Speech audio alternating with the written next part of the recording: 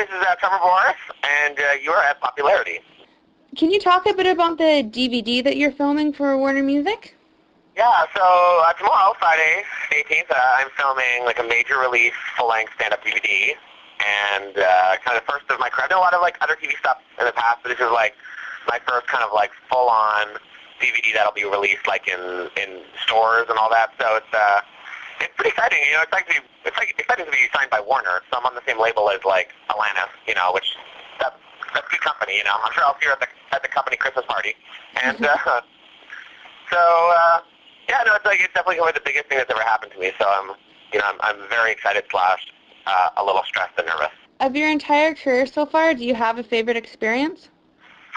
I got to do a comedy festival in South Africa a couple years ago, and that was I went for 5 weeks, and that'll be hard to beat. Like this thing is cool, but like you know, I'm a little gay prairie boy from Winnipeg, and I got to go tell jokes in South Africa. I mean, that's pretty amazing, you know.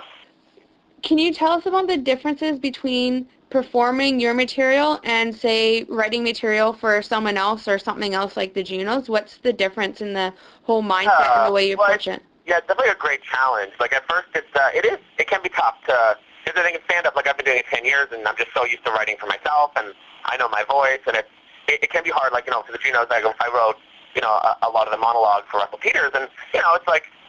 It's definitely a challenge to kind of write material for him, and so kind of like I would write stuff, and then he would kind of, brown it up a little, and so it's a challenge, but it's a good exercise, though. Where do you go for your inspiration for material for stuff like that? Has it changed over time?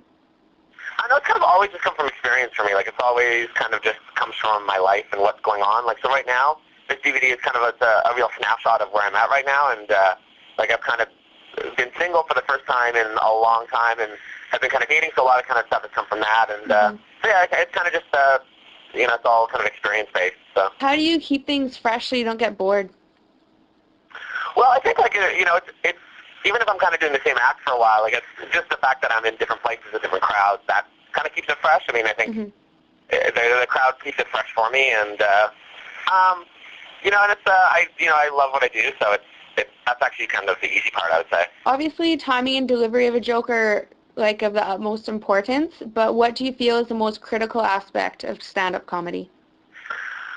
I think it's all about your presence. Like I think if you are up there and you look nervous and uncomfortable, people sense that right away and won't buy into it. But if you're up there, you can't be overconfident either. There's comics who are just kind of, they come off a bit arrogant in that, and I think that doesn't work either. So I think it's just a matter of like it's your presence and your comfortability on stage, and you gotta look like you're having fun. Because if you're not having fun, they're not gonna have fun watching you. Do you live for today, or look forward, or a combination of those? And what's best about the past, and what do you look forward to in the future? Oh wow.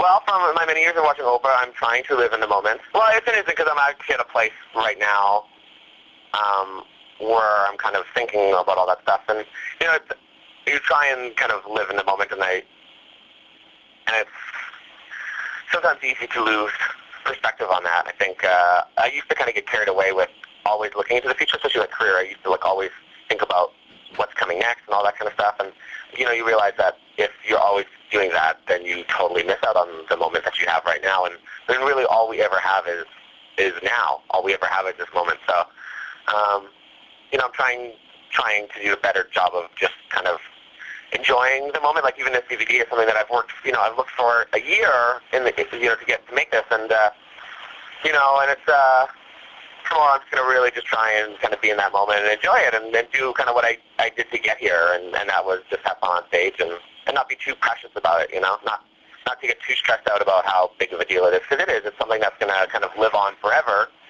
and but at the same time, it's like it's just it's another thing that I'll do, and I have to kind of like be there in the moment, do it, and then let it go. Can you talk a bit about your toughest kind of performance or toughest time on stage you've ever had? I don't really have like any good horror stories of like being heckled or anything. I mean, sometimes when I'll play like small towns like in Barrie or northern Alberta, like sometimes people aren't as into it as you'd like them to be, but I feel like a bad day at work for me is still a pretty good day. Yeah, I don't really have any like horror stories. Are you happy with the success you've achieved, or do you want something more before you'll finally be satisfied?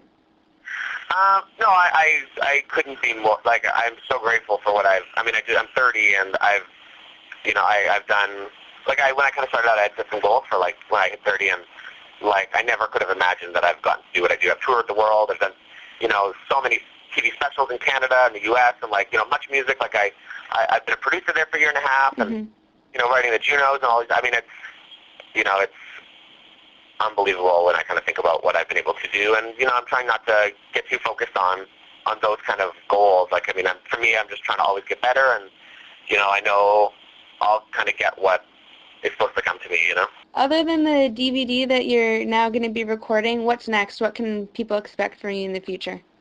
Yeah, well, question. That's the funny thing about what I do is you never really know what's going to happen. So I will be as surprised as everyone else will, I think, as what the next step is. I mean, there's a chance that I might be moving to the U.S. To kind of get into that market, and but we'll see. I'm trying not to like look too far ahead.